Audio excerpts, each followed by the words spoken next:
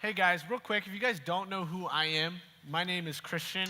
I'm one of the interns. If you guys went to camp, you probably met me at some point, or you know me as the guy who did the backflip in Campesito.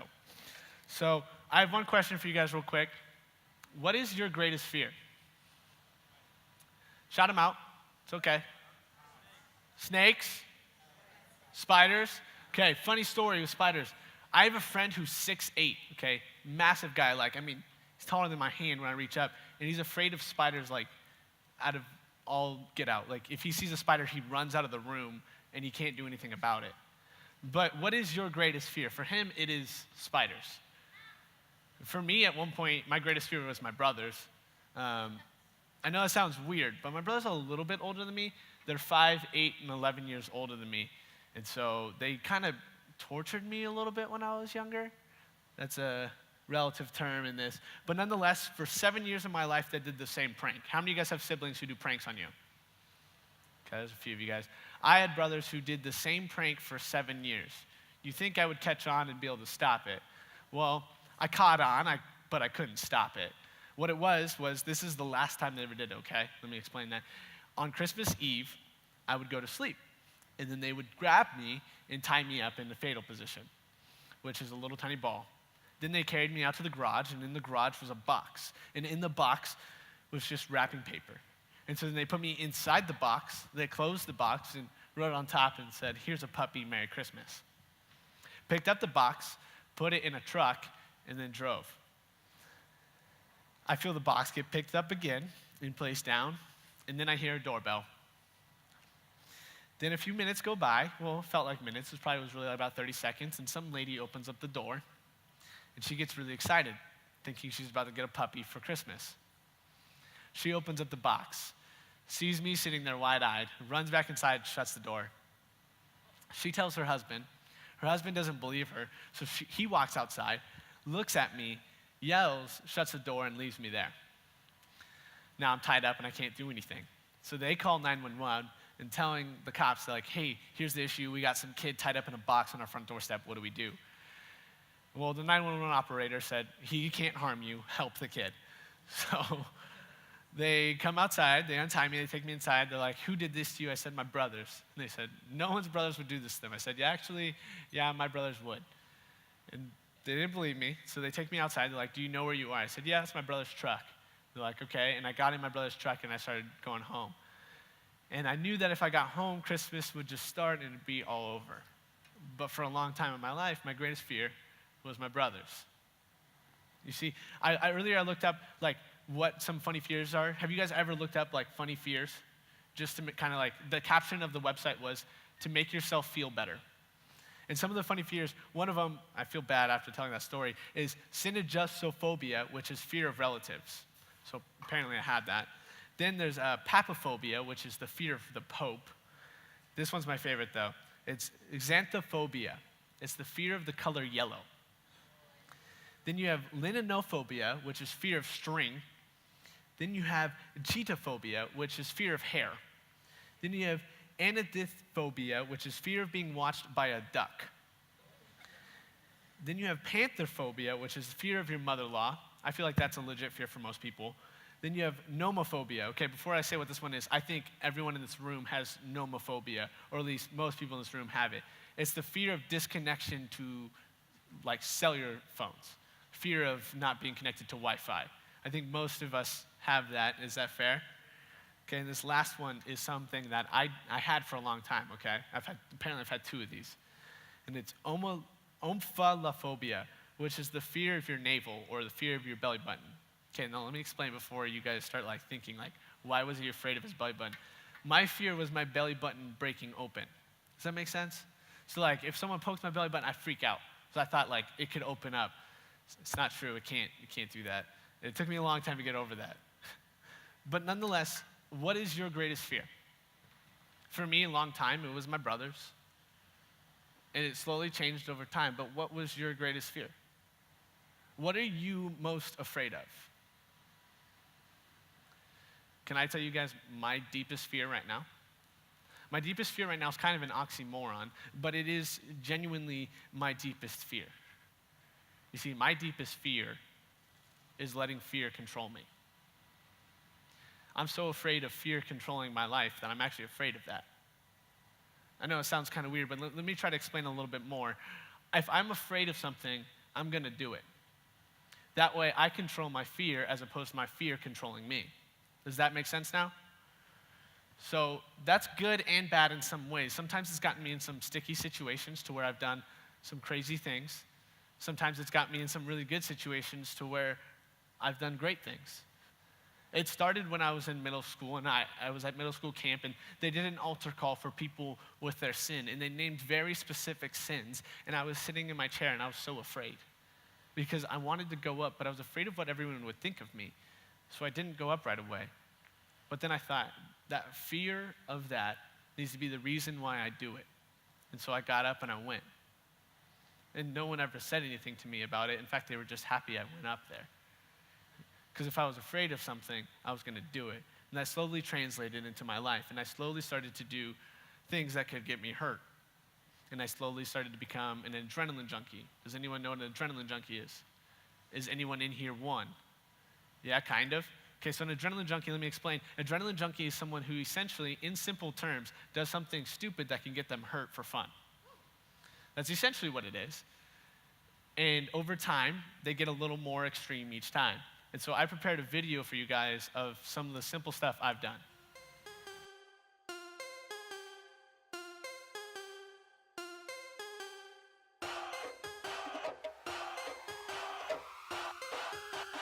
You can't stop! Can't stop, won't stop. Where the brakes at? I give him that diddy bop. Like, take that, take that, take that, take that. I'ma put in work. I'ma do that ASAP. Throw my faith in rap. But they say don't say that, huh? What I'ma turn down for? I feel like Shaq in 9-4. Breaking glass in that backboard. I like Kobe and Toronto, huh? Dropping 81. Yo, I dropped the 88. Ricky Bobby, shake and bake. Sleeping on it, should've stayed awake, huh? Everybody make mistakes like VJs. Try to say my name, it's Minio. Say it with me, Minio. Okay, great. 2 forks high. I'm recording because this is a really bad idea. Why did you tell me? See, I have more of the stupid things I've done, but I didn't want to show everything quite yet. I enjoy doing things like that. It honestly is one of my passions. I love getting adrenaline. I love that rush. And though it has put me in some sticky situations to where I've done handstands at the edge of the Grand Canyon, and I've done things like that, but I still love it. And though it drives me, and I could go and I could honestly get hurt and probably even die at times, I still love it. It's still a passion of mine. But you guys, you see in that video is essentially my highlight reel. That's all the things I've done good. And you don't see the things I've done bad. You only see the things I want you to see. You only see the things I successfully did. Okay, granted, except for the video of me snowboarding off the roof. I kind of faceplanted that one. But that one's just fun, so. But you only see the things I wanted you to see. That's exactly what social media is. You see, social media is you go on and you see the things people want you to see. You go on to Instagram and you only see the highlights of that person's life. You only see the things that they really want you to see. You see, what you don't see in that video is the time that I hyperextended my back, messing up on a backflip, and I couldn't walk for 2 days. See, the time you don't see in that video, the time that I cracked my face open and had to get 22 stitches. See, you don't see those. You don't see the tricks I tried doing and failed and fell and fell and got hurt. No, you don't see that. You only see the things I did good at. It's the same thing with Instagram. It's the same thing with Twitter. It's the same thing with Snapchat. You only see the things that the people want you to see. And you're only seeing the things that they're passionate about. Because I showed you that video because I'm passionate about those things and I enjoy doing those things. But you only see the things that people are passionate about, and there's nothing wrong with passion. Passion is good. Passion should drive us to do things. But there's something interesting about passion. The same Hebrew word for passion is the same word for envy or jealousy. You see, the Hebrew word for passion is quina. And quina is used for passion or zeal or zealous. It's also used for the same words as jealousy or envy. Envy is when you want something that someone else has and they don't get it anymore. Jealousy is you just want it. You see, the same thing that we're passionate about can become the very thing that we're jealous about. The same thing we're passionate about can be the very stumbling block at our feet. The same thing that we're very passionate about can be the same thing that causes us to walk away from God. As long as we don't control it properly. So often we go on Instagram and we look at people's Instagrams and we get kind of jealous. Let's be real here. I've been on Instagram and I looked at people and the things that they're doing all summer long. I did it recently. I looked on Instagram and I saw these videos of people doing fun things over summer and I was jealous. I was like, I want to do those things. And in the meanwhile, I'm sitting there on my phone watching TV. Or I'll go on Snapchat and I'll see a video of my story and I'll get jealous of that moment. I'll see them dancing in the moment or like dancing in the car, cheering with each other, and they're having a fun time in that 15-second video. But after, I'm watching it and I'm jealous. I'm envious of that moment. And I start to doubt myself and wondering, am I even doing anything? All because I was just sitting there watching TV when I watched it. Or sometimes maybe you go on your own feed. Maybe for you, you go on your own Instagram and you look back on what you've done and then you get upset about how you're not doing anything fun anymore. You see, sometimes we get so caught up on Instagram and Snapchat and judging ourselves on what people perceive as their outside appearance, and we judge it on our inside. We take what they want us to see of themselves and we start to judge that on our inside. When in fact, we miss all the things. We miss the time where they hyperextend their back and can't walk for 2 days. We miss the time where they crack their face open and they can't do anything. We're focused on their highlight reel. And we start to get upset, focusing on the things of what we failed at. We watch people's talents. We look at their talents and we get jealous of it. And we focus on how we can't do the talent that they have, missing out on the talent we do have. You see, so often we look at these things and we just become so jealous and envious. See, the Bible tells us something about that. In Ecclesiastes, now let me explain Ecclesiastes for a second. Ecclesiastes is this book written by Solomon. Now Solomon was the same guy who, when he was granted one wish, he asked for wisdom. God gave him one wish and he asked for wisdom.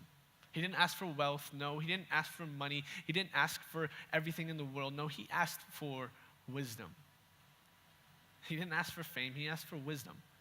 And by getting wisdom, he gained everything else. He became so popular, he became well known, he became the smartest man, and he became wealthy because he was so wise. And with becoming wise, he decided to try everything. He wanted to try everything that the world had to offer so that he can experience it. He wanted to experience everything. And this is what he writes in Ecclesiastes 4:4 about enviness. He says, "And I saw that all labor and all achievement spring from many envies of his neighbor. This too is meaningless, a chasing after the wind. Sorry, I said men. Let's read that one more time. He says, "And I saw that all labor and all achievement spring from men's envy of his neighbor. This too is meaningless, a chasing after the wind." Can I have a volunteer? Yeah? Right here. Come up here. Okay, I'm going to ask you guys to participate. Stay down here. Okay, stay right there. What's wind made of? Air. It's the movement of air. Okay, so air's in here, right? Okay, so your goal is to chase air. Ready? Go. I want you to catch it and bring it to me. Can you place it in my hand? I shouldn't have asked you to do that. Okay, you can go sit down. Thank you. You see, he couldn't chase it. I mean, he could chase it, but he can't ever catch it. By blowing it out of his mouth, he was creating it, but he didn't catch it. No. But chasing after the wind is meaningless. It's the same concept of being jealous or enviness. We get so caught up on looking at people's highlight reels that we become jealous and envious, and it's the same thing, it's same as crazy as if we were to run around trying to catch the wind in our hands. We know that we can't do that, but yet we do the same thing when we're looking at people's Instagrams and we become jealous, or we look at people's Snapchat and we become envious. You see, even though we know in the Snapchat video that they took of 30 seconds was just them dancing for that moment, and after that moment, they're sitting down on their couch doing nothing but looking at their phones. We know that's true because we've done the very thing, but yet when we watch that video, we become upset, we become jealous, we become envious. But it's the same concept as if we were to run around in circles trying to catch the wind with our hand. It's all meaningless. We get so caught up on our highlight reel or other people's highlight reel that we miss out on God's highlight reel. You see, the day I cracked my face open and I had to get 22 stitches, what happened was I was at church camp, and at church camp, it was the first day, it was the very first morning, and they came up to me like, hey, Christian, you can do a backflip, right? I said, yeah. And they said, can you do one off my hands? I said, yeah, why? And they said, we want you to be in our dance in the morning. I said, okay, because we do a morning show and it has a big program in the morning. And they wanted me to do a backflip off one of their hands in the dance. I was like, all right, cool. Like, I wanted to be on stage and do a flip. Like, I'm all for that. And so I was like, hey, let's practice it real quick. And so we step out of the breakfast line on gravel. And I step into his hand, and I slipped out of his hands when I went to flip. And I landed on my face. I quickly rolled over, and I put my hands on my face, knowing that I hit the ground with my face. They quickly say, get up, Christian, you need to go. We need to go to the nurse. We need to go to the nurse. So I get up. I'm like, okay. Not knowing I really hurt my face, I'm looking at everyone in the crowd and watching them all freak out. And then as we pass everyone, I look down at my hands, and my hands are covered in blood. And I'm like, wow, I really screwed up my hands. So I start looking for the cut on my hands, and as I'm looking, I see blood drip from my eyebrow down to my hands. And that was when I realized that I had cut my face. And I was like, uh-oh. And then they go, he realized, we gotta go. And so we picked up our pace to the nurse. We got to the nurse. The nurse didn't want to touch me. She had me go in the bathroom by myself and clean it up myself because she didn't want to deal with it. And so I'm sitting there saying to myself, don't look in the mirror, don't look in the mirror, don't look in the mirror. And finally I look up at the mirror and I see this huge laceration from up here in my skull all the way down past my eye. And then I see road rash everywhere else on one side of my face. I looked like Two-Face from Batman. And so I got cleaned up, and they put a gauze on my face, and I'm walking out. And as I'm walking out, someone goes, hey, Phantom of the Opera. I turned and said, too soon. It probably went over your guys' head. Some of you guys appreciated that. And so I got to the hospital, and it's actually an amazing story. When I got to the hospital, they didn't want to give me stitches. And when we were there, my mom got called from one of her friends who's a plastic surgeon. And he said, hey, I'm in Santa Cruz. What are you doing? She said, actually, I'm at the hospital with my son. He goes, oh, really? I'm at the hospital. I'm on the 3rd floor. What floor are you guys on? He said, the 1st. So he came down and he saw me and he said, you know what? I'm going to stitch him up myself. And so I had a professional plastic surgeon stitch up my skull, well, my face, for free, which was amazing. And so my scar is very minimal now. But when I got home and I sat down next to my buddy, and we hung out for the first few hours when I was on pain medication. And once I was off pain medication, he tapped me on the shoulder and he said, hey, you know, I'm kind of glad you came home. He said, I know it's bad that I'm upset that you got hurt, but kind of glad you came home because I had nothing to do. And in that moment, I realized that me coming home was a blessing to him. You see, in that moment, I realized that this was my opportunity to preach God to him. This was my opportunity to spend time with him. This was my opportunity to use my mistake, but yet God's glorification in that moment. You see, though that moment is not on my highlight reel, though my failure is not on my highlight reel, that moment forever will be on God's highlight reel because I was able to talk to my friend about him. You see, my friend, he was upset and he was hurting in that moment. His whole family was gone. Everyone was gone but him. He was home alone. And I lived across the street. He was my best friend. And then I left for a week and he had nothing to do. He still didn't know God. But in that moment, I got to come home because of my failure, because I messed up. I was able to talk to him about God. You see, I got so focused on my highlight reel of me trying to do that flip in front of people that I missed out on God's highlight reel. We get so caught up in becoming jealous and envious of other people's highlight reel or our own highlight reels in the past that we miss out on what God is trying to do in creating a highlight reel. What if instead of trying to show our own highlight reel or trying to look at other people's highlight reel so we can want it, we start to show God's highlight reel? What if we focus on that? Because instead of focusing on other people's and creating jealousy and enviness, no, we'll start to get joy and happiness and love if we focus on God's highlight reel. So instead of focusing on the highlight reels of man, we start to focus on the highlight reel of God. If you guys would, pray with me. Lord, thank you for this opportunity just to come and be with these people and worship you with them. Lord, I pray as this time happens that we don't focus on our highlight reel or other people's highlight reels, but no, we focus on what you have done. That we stop focusing on other people's and becoming jealous and stop thinking about all the things they're doing and what we're not. But we start focusing on what you're doing because you're the only one that matters, Lord. Lord, I pray that as time goes on, we focus on what you've done in our lives as opposed to what other people are doing in theirs. In your name I pray, amen.